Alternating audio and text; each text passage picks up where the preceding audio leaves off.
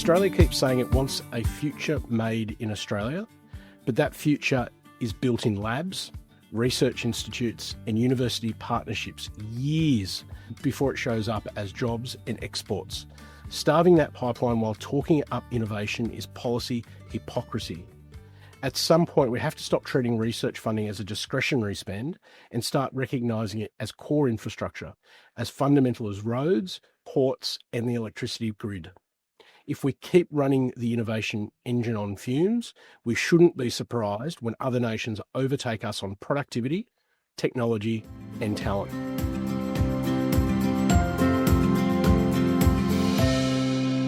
G'day, welcome to Global Horizons. I'm your host, Rob Malicki, coming to you from Garigal Land in Sydney. And I'm Dirk, Mulder, CEO and founder of the Koala News. I'm coming to you from Dirk country in the west of Sydney. It's that time of year, Dirk. We're on the run down to Christmas. I bet you, if you're feeling like me, mate, just bring it on. What a year. Yeah, mate, full on. Yeah, we're recording. Today's the 25th, which is a Tuesday. And yeah, not long to go at all. Literally the 25th, exactly a month to go. And what's quite funny is, like, I finished my last domestic trip for the year last Friday. Like, I was in Perth all last week, flew home, and I just was like, oh, it's almost summer for me now. But phew, my friend. Unfortunately, the politicians aren't letting you off the hook and giving you an early summer break. No, it's all happening, not isn't just it? the politicians, Rob. I'm actually off to India on Thursday for 4 days. So I, luckily enough, have been invited by Ravi Lokan Singh at Global Reach to speak to his annual, I'm assuming it's like a professional development kind of thing for all his staff in India. Yes. So yeah, they're for 3 nights and then back. And then I think I'll be in the enviable position of you as now starting to turn my direction towards summer and Christmas. And I don't dare I say not starting to relax, but certainly over the hump of travel and those sorts of things. Yeah, cool. So one last trip coming up. But in the interim, mate, like, we're back in the Senate with the ESOS We are. bill. Yeah, absolutely. So, mate, it's almost Groundhog Day or Groundhog Year. If we think back to this time last year, we were in exactly the same position. We were trying to get a bill passed before the end of the year, and it went right down to the last sitting days of Parliament. I don't know that it'll do that this time, but as we speak, last night, the Senate committee submitted its report to the Senate on the Education Legislation Amendment Integrity and Other Measures Bill. And again, just a reminder for those listening, this isn't just purely ESOS changes. There's some things in there around TEXA, around childcare. But notably of the ESOS stuff, there's a whole bunch of changes in there, and I dare say that we'll cover that over the next few minutes. But, mate, the interesting thing is one recommendation from the committee, and that is that the bill passes as is. In some ways I'm surprised, and I'm also not surprised. They haven't had a real look at this, have they? Let's be honest. Mate, this is the difficult thing, isn't it? It's certainly, I think like we said in the last podcast, they're tying it to the childcare measures is politically astute on behalf of the government. It's really interesting. I don't want to sound like a broken record, but I keep coming back to this kind of idea that integrity is a major issue in our system. And we go back, and actually, I don't mind saying, one of the slides that I've put up for this thing in India next week is policy development, right? There's a what, there's a how, and a why. And generally, when you develop policy, there's a policy issue statement or there's a problem to solve. And so if we reverse engineer that, what's happening? Well, obviously, there's going to be less students in the system. There's a whole bunch of things around the what, and that's pretty clear. The how, the mechanism, that's pretty clear too. We've seen a bill, we've seen a whole bunch of things change, allocations to universities, all those mechanisms. The bit that escapes me is the why. And again, I go back over the last 24 months. Claire O'Neill, way back in the day, was talking about international students and the housing crisis. And that was the rationale for the driving of this change of policy and the what and the how. We're now at a point where it seems like integrity is the main driver for this bill. And again, I go back and, I do it not to discount what Assistant Minister Hill's been saying around the place. There obviously are things that we can correct. But what concerns me the most is that some of this stuff is being massively overplayed, and it really hurts. Ain't that the truth? The why is, I think it's just called politics, let's face it. It's like an easy argument to have. And no one's arguing, I think, in the sector that there aren't, as you've just said, that there aren't some issues that need to be resolved. But do you need a sledgehammer or do you need a scalpel? I think we all know what the answer is. answer is to that. Should we jump into some of the things that, like, there were some concerns that came out in the submissions. So once again, very tight window open for submissions. 44 submissions were submitted by last Friday, and yet already we've got a report out essentially recommending this thing being passed. So some of the concerns, I'll let you talk through those, mate. Like some of the main concerns that sort of came out in those submissions, and then what the committee said about them. Yeah, certainly. So look, sorry, just stop. Mate, just the sigh says it all. You're just like, oh, here we go. Yeah, and mate, I'm sorry if that sounds a bit defeatist. No, mate, it's the same kind of thing. Look, it goes back to last July, right? Like the committee meetings from last July. It's just really, we're still here. Anyway, over to you, mate. Yeah, look, probably the number one concern that's been raised by the sector and is about ministerial oversight and the extension of ministerial powers, where the minister can essentially not only just cancel courses, but cancel classes of courses, and that just those ministerial powers are just too far, too wide, and too deep without oversight, essentially. There is some wording in the Act, in the bill, that talks about the minister collaborating or seeking guidance from, but by and large, the minister can essentially wave the wand now and do what the minister wants. And I think that's dangerous. That's, and I'm not the only one in that sort of court. Andrew Norton, as we spoke about on the last podcast, made that point probably a lot better than what I ever could. But that's a major one. The one around definition of education agent. And this is really interesting. So actually in the report, and look, the shout out to Tracy Harris. Tracy's been following this subject really closely and has been keeping the entire sector up to date really well. But so Tracy's line in her latest piece is, and it's around the definition of education agent. Although it was acknowledged concerns that the definition of education agent was too broad, the committee concluded that robust action on integrity was essential and expected that policy guidance would clarify the scope. So I guess that sets the tenure for, again, robust action on integrity. Again, I have a real issue with that kind of nomenclature and the way that's pitched. And it sounds like we are running a dirty laundry shop here and that robust action is required. I don't see that. I'm not a proponent of that. Like I said, there's definitely things that we can do better, but the way that this is being pitched is that this needs cleaning up yesterday. And I just don't see that. So education agent is a big one.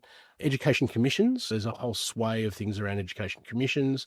It'll be interesting to see where that lands. And again, there needs to be probably some sort of increased transparency around commissions. Obviously, onshore commissions is a big issue. But again, the way that the bill pitches it, it's almost like where the pharmaceutical industry 20 years ago, where groups of people are being taken to, if we're in North America, being taken to Mexico and shown a good time for a couple of weeks and then just expected to sell product. And I don't think when we talk about agent inbounds, we want to make sure that agent inbounds are not disliked, but the whole point of an agent inbound and the whole premise, the bullseye of it is to ensure that agents return and know what they're talking about. They know what they're talking about. They've had first-hand experience of campuses, of facilities. They interact with academics. And so when we pitch that kind of a thing into the realm of this is an agent commission or a bonus again, the ramifications, whether they be unintended, and there's this whole unintended thing, I think we need to pause and get this stuff right before we start rolling it out. Because, again, we're in a global sector. There is, again, in my opinion, people aren't going out to be corrupt in these areas, but we need to make sure that we're not, I don't know what the word is, killing the goose or whatever it might be, that we're not actually just creating a landscape where we aren't able to actually operate. And that's the real difficult thing. Yeah, look, I mean, the bill now will go to the Senate floor. I believe it's on a hearing list. It should be heard in the next couple of days and voted on. It'll be interesting to see what the discussions are. Certainly the Greens put some comments around that. They spoke a little bit about, recommending an amendment to remove the additional ministerial powers on applications, registrations and courses. So again, from what we just said, that seems very sensible. And the Greens argued that this power provides the minister unbridled liberty to control registrations in the higher education sector without procedural scrutiny. So again, that's probably an area that the Greens will talk to when it hits the floor. Let's hope that some sanity prevails and that there is some oversight or some procedural scrutiny, as they refer to it, in that space. But yeah, look, mate, it's going to be a different world next year. There's no doubt about it. And I think, as most people have probably said, and even from the submissions, I think it was 250 odd or so this time last year, we're now down to 44. Perhaps the sector's had got a little bit of fatigue around this, and this might just be a carte blanche kind of thing that gets through. Yeah. I think sector's fatigued because at this stage we're looking at it saying it doesn't really matter what you put in a submission when they're having submissions closed on a Friday and they're trying to rush this through within the next week. It's almost what's the point? Because anything that you put forward is essentially just providing them the ammunition to say, yeah, you're saying this, but actually we've already decided that and this is why. So I don't know. I can understand why so fewer people have decided to put in. My point of worry around that is you mentioned that a lot of this stuff would be clarified by policy guidance, education agent definitions and things like that. My concern around that is if you have a minister with unbridled power, the policy guidance is supposed to come from the bureaucracy, from the public servants, but the public service serves the minister. They're there to serve the minister of the day. So it's this like loop that just supports itself rather than necessarily supporting what's in the interests of the sector. And most importantly, what's in the interest of students. It's just as you were talking about this, I was just thinking, imagine if Peter Dutton had been elected, and this isn't a political statement, by the way. Imagine if he'd been elected off the basis of all of that kind of anti-immigration sentiments that was coming out during the last election campaign. And then his minister had unbridled power to just go and chop off the back of that. I don't know, to me, that lack of procedural fairness is absolutely the critical element in this. Well, I hate to, this sounds really hard. I can't believe I'm actually saying this, but it's a central tenet of a thriving democracy is having that. So it certainly points to the whole point of us being in a managed era now. It's clearly no longer a marketplace. It's being, I guess the term coming from upon high is managed. I've heard the word manipulation within the sector, but there's definitely going to be government in control, management, interference, a lot more now. And the difficult thing, in any, I don't want to say business, but in any organisation, certainty is key. And being able to put your foot forward firmly is central to being able to run any organisation. And so if we've got a minister now that can swap and change at their whims, what does that create for that certainty and that environment that people need to work within to ensure that policy and to ensure that the main tenets of what they're looking at externally or in their operating environment are going to be the same in 3 months as they are now? And so those types of things need to be really, I think, thought out. They need to be really, I was going to use the word conservative, but I don't use the word conservative politically, but they need to be baby steps to ensure that we're not continually swapping and changing things every 3 months, and that a new policy and a new ministerial direction and a new this and a new that just keep going, because the international education sector is, like many say, is like a large ship. To turn it round, it does take time. And again, we're missing, I think, the point that we've got one of the most robust governance processes in the world already, but yet it just doesn't seem to be acknowledged. And this political interference or this political string pulling, I hope benefits, but I find it really difficult to see how at the moment.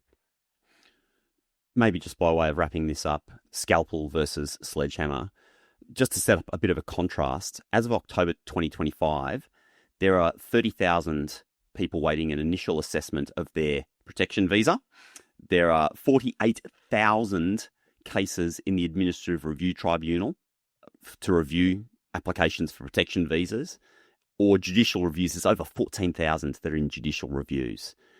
I don't know, like, to me, if we're really trying to solve this thing that's become this political football around migration and too many students, everything, like, I don't know, it kind of looks like there's a bigger issue there that needs solving. Not saying that there aren't legitimate cases in it. Of course, there are like probably thousands and thousands of cases, but it's also pretty clear that there's an abusive process that's been well documented in the mainstream media around protection visas, allowing people to stay longer.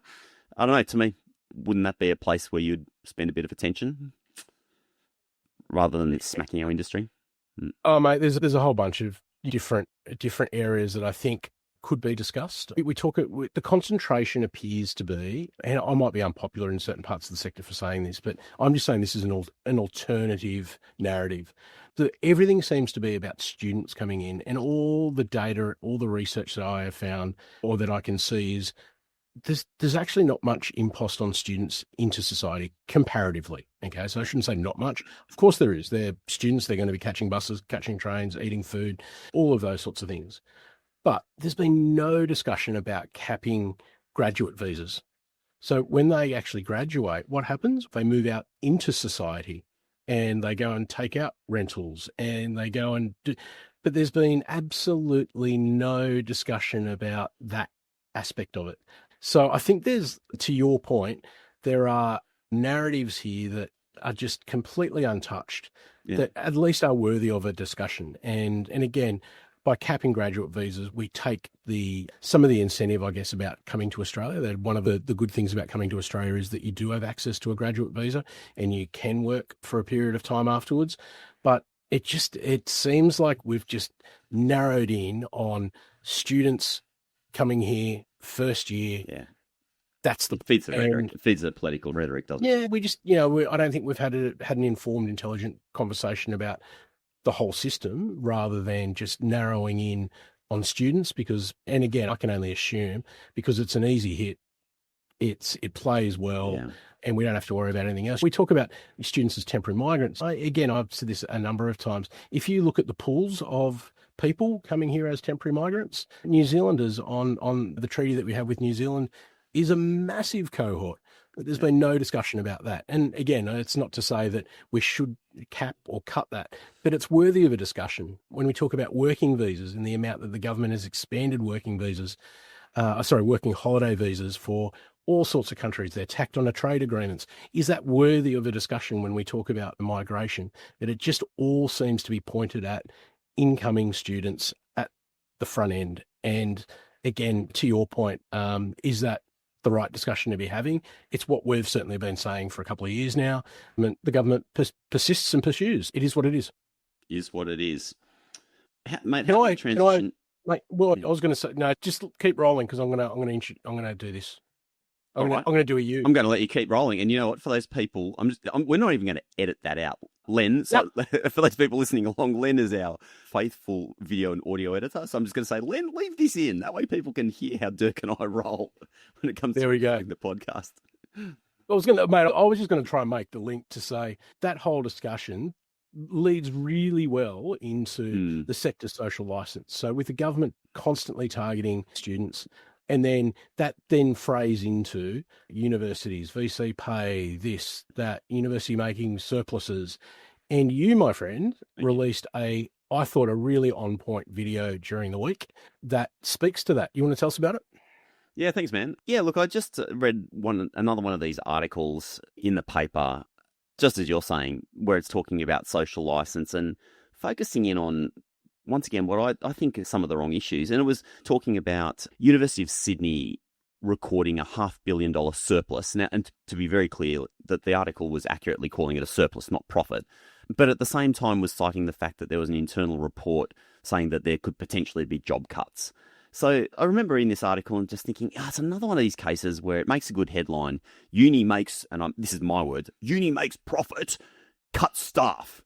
And it just pissed me off, I'll be honest. Just pissed me off. Because in the end, universities exist to service the community.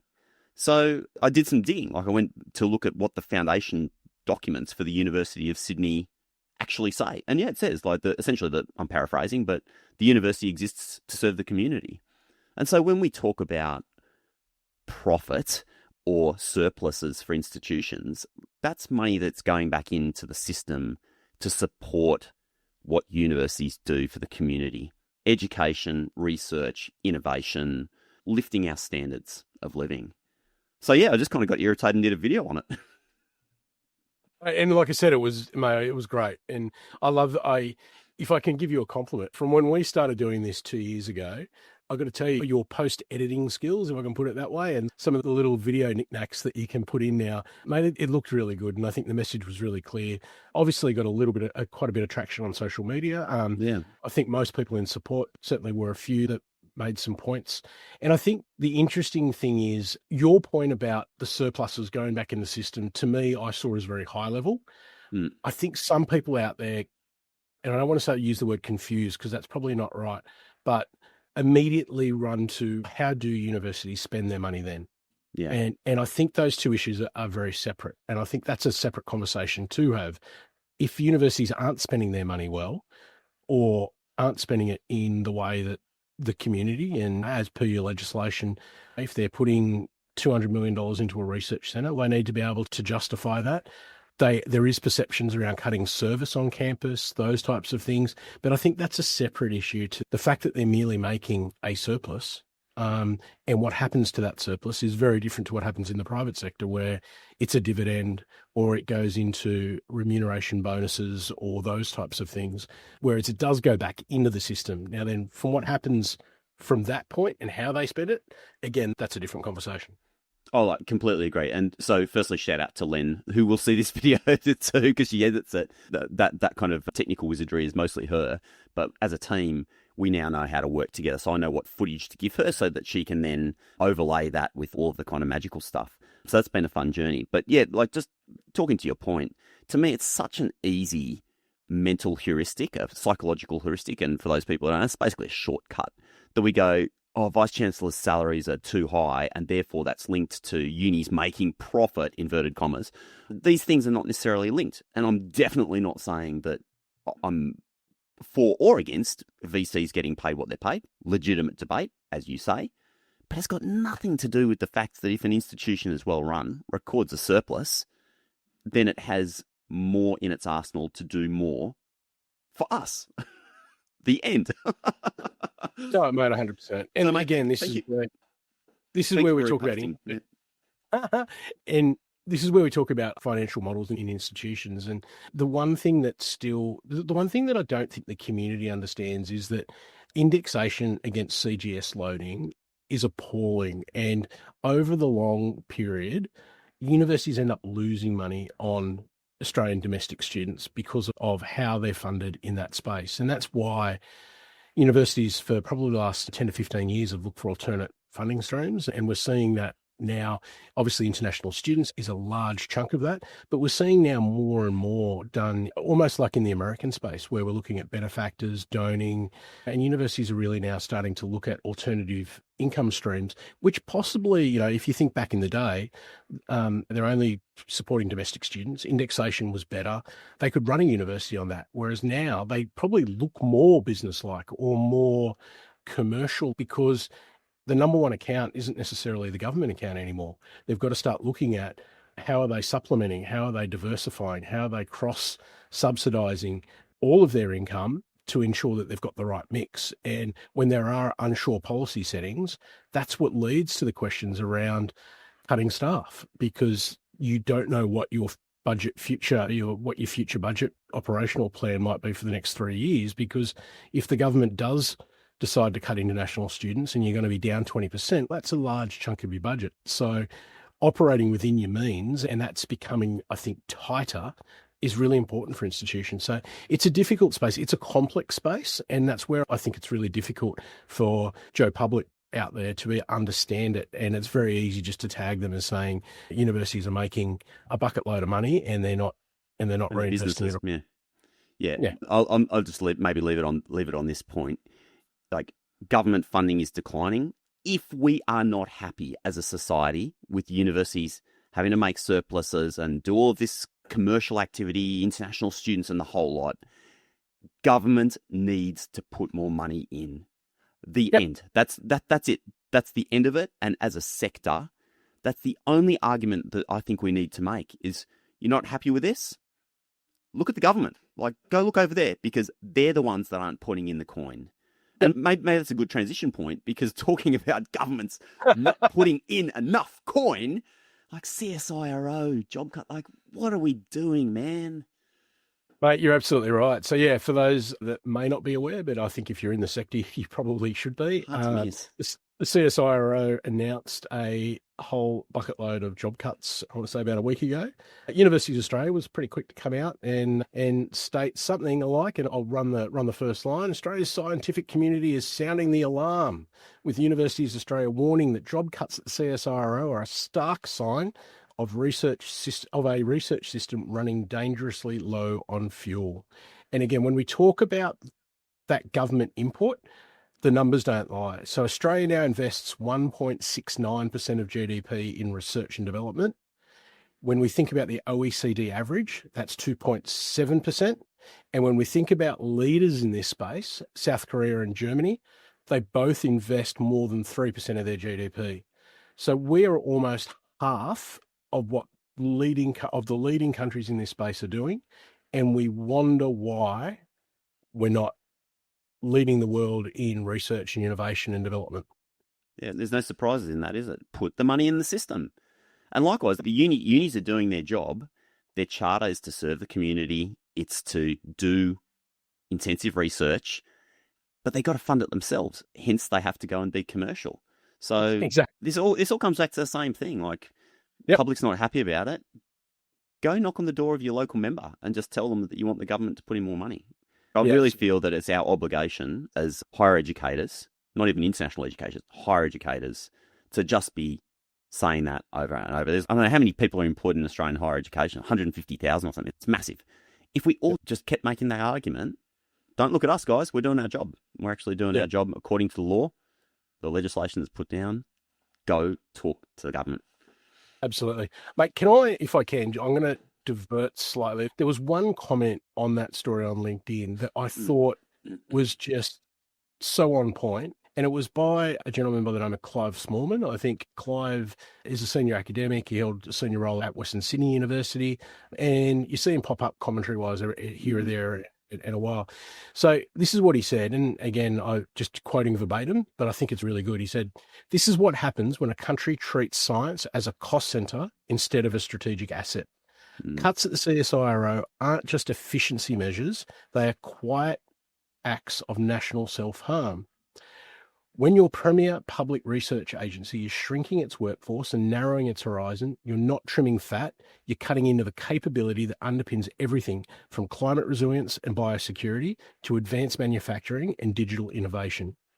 Australia keeps saying it wants a future made in Australia, but that future is built in labs, research institutes and university partnerships years before it shows up as jobs and exports. Starving that pipeline while talking up innovation is policy hypocrisy. At some point, we have to stop treating research funding as a discretionary spend and start recognising it as core infrastructure, as fundamental as roads, ports and the electricity grid. If we keep running the innovation engine on fumes, we shouldn't be surprised when other nations overtake us on productivity, technology, and talent." And I think, mate, I just think it just nails it. You know what, Dirk? I'm just reading this quote. I'm like, I'm literally going to take that verbatim and turn that into our next rant video. So stay tuned for that on LinkedIn. I better reach out to Clive to begin with to ask for permission to use that, because that's just so bang on. Yeah, no, 100%. Maybe we can jump down from a national level into state level. A few things going on at state level. Consultations open for Victoria's next international education strategy. Yeah, so they're refreshing their international education strategy. As you say, consultations are open. I think this is really smart. I don't know. I guess there probably is always a consultation process that sits behind this, but this is pretty front and centre. So it's very open, I would like to use the word transparent. We'll wait and see how the evaluation goes on that. But certainly they're going out to market or going out to the sector and saying, hey, we're going to refresh our plan and we want you to be involved. Consultations close on the 19th of December. So there's a few weeks there, which is nice to not just have it as a week.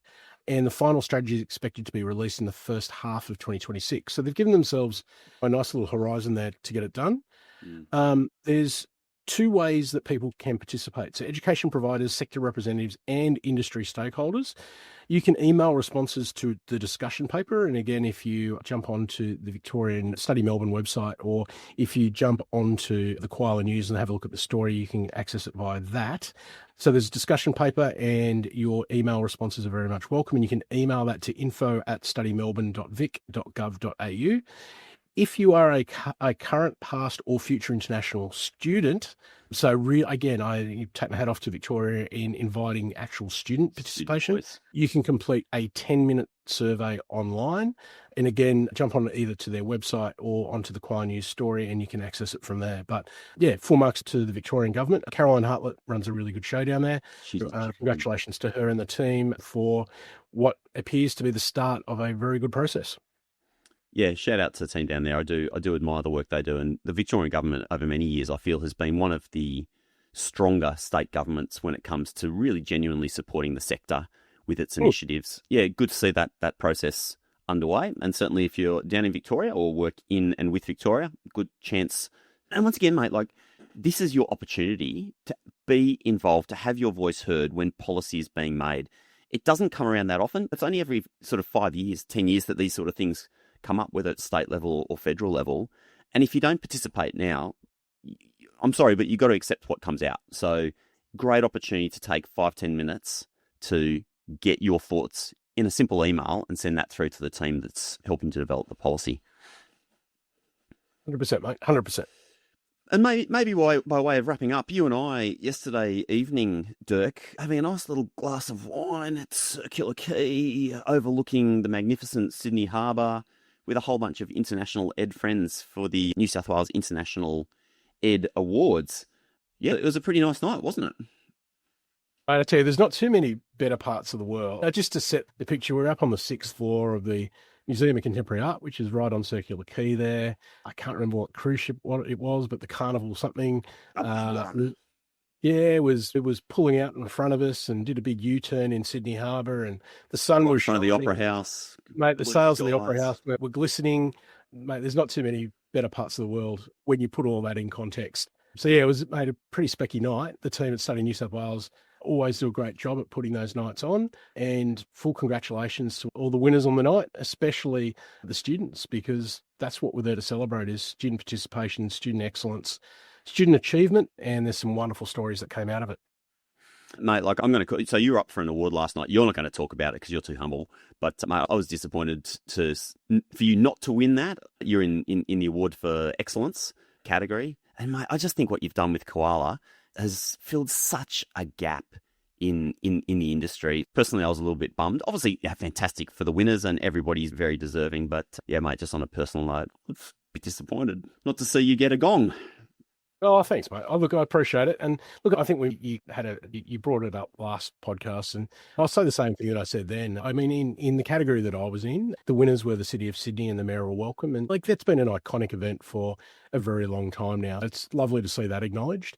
Mate, the We Are Australia Foundation and Adrian DeLuca, they're set up to help students when they're at their most vulnerable and in crisis management. So again, when you think about an organisation that's deserved of an accolade, Adrian and the work that they do down there is, no, I shouldn't say they're national, but he's headquartered in Melbourne. I tip my hat to those guys because they've done really well. And the other one in the category was the University of Newcastle, and they had an initiative up, and the University of Newcastle's had a wonderful student support area for a very long time. You know, it's a stiff competition, and congratulations to the City of Sydney for taking it out, and to my fellow finalists who, you know, the end of the day, we all try and strive to support the sector in different ways, and it's a shame that they didn't get more of an acknowledgement themselves. And I say this, particularly the We Are Australia Foundation, they provide a really good service, and to see them up in lights would have been a really good thing too. Mate, I thought you were the pick of the categories. I'm just going to say it. Actually, I just want to say this because I've been traveling around a lot over the last 6 weeks, and often people hear the podcast, and so they hear you and me together, and they're like, "Oh, so how's it going to work between you and Dirk?" I'm like, "Okay, so I run the podcast. We do this together, and Dirk is the guy that does the Koala News." So, mate, that's 100% you and Tracy and the other people who make contributions. And once again, I'm calling it on behalf of the entire industry. But for those people watching this on video, Dirk Mulder, I would Well, like let's to hope they're not, present- because I'm let- going to make you turn red. I'd like to present you with. No. I'm just looking for something I can present you with. This masking tape holder is presented to you as the most freaking legendary award in Australian international education for 2025. I present you my tape holder, hoping that this will be helpful to you in 2026 to continue to support us in what we do. Oh, let's hope You're like- people aren't watching YouTube, because I'm red as a beetroot at the moment. And mate, I thank you. I appreciate it. And I say this with much love, but God, you can be a twit sometimes. And maybe on that note, we should wrap up. I think that's the most accurate thing we've said this entire podcast. So we'll see you in the next news episode. And I reckon that might be just about our last one for the year, Dirk, depending on how things unfold with this Senate hearing. It possibly could be. We might be able to sneak another one in, but we'll see how things work. That's all from us. See you next time, Dirk. Thanks, Rob. See you next time. If you've enjoyed this episode of the Global Horizons podcast, consider subscribing to our newsletter. Search for Global Horizons podcast and then just pop in your email address, and that way you will never miss out on all the critical international education news that you need to stay up to date with. This episode has been produced on Garigal land in Sydney. Our video and audio editor is Len Zamora, and I'm your host, Rob Malicki. Have an awesome day. See you in the next episode.